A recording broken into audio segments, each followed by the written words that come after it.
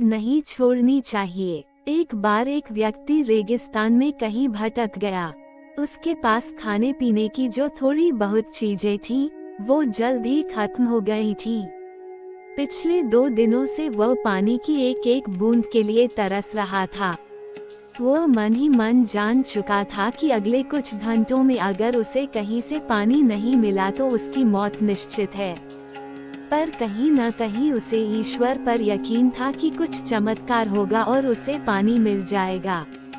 तभी उसे एक झोंपड़ी दिखाई दी। उसे अपनी आंखों पर यकीन नहीं हुआ। पहले भी वह मृग तृष्णा और भ्रम के कारण धोखा खा चुका था, पर बेचारे के पास यकीन करने के अलावा कोई और चारा भी तो न था। आखिर यह उसकी आखिरी उम्मीद जो थी। वह अपनी बची खुची ताकत से झोंपड़ी की तरफ चलने लगा। जैसे जैसे वह करीब पहुंचता, उसकी उम्मीद बढ़ती जाती और इस बार भाग्य भी उसके साथ था।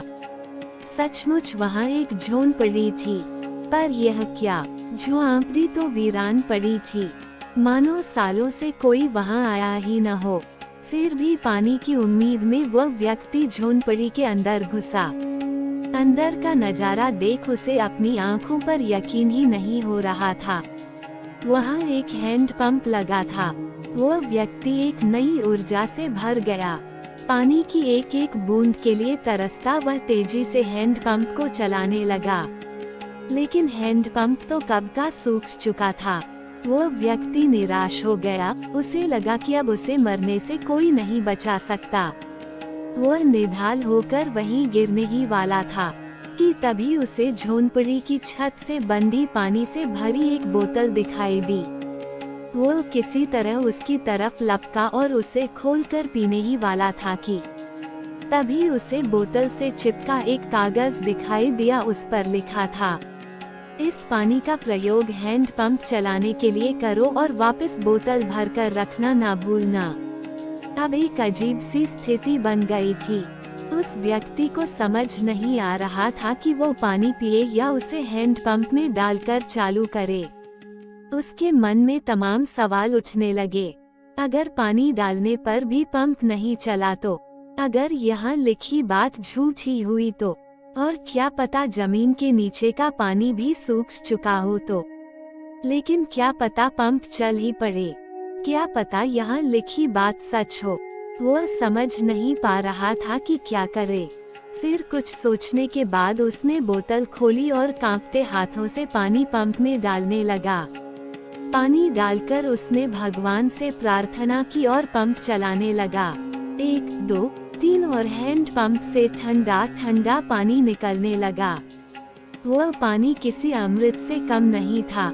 उस व्यक्ति ने जी भरकर पानी पिया। उसकी जान में जान आ गई। अब उसका दिमाग काम करने लगा। उसने बोतल में फिर से पानी भर दिया और उसे छत से बांध दिया। जब वो ऐसा कर रहा था, तभी उसे अपने सामने एक और कांच की बोतल दिखी। खोला तो उसमें एक पेंसिल, एक कागज और एक नक्शा पड़ा हुआ था, जिसमें रेगिस्तान से निकलने का रास्ता था। उस व्यक्ति ने रास्ता याद कर लिया और कुछ लिख लिया। नक्शे वाली बोतल को भी वापस वही रख दिया।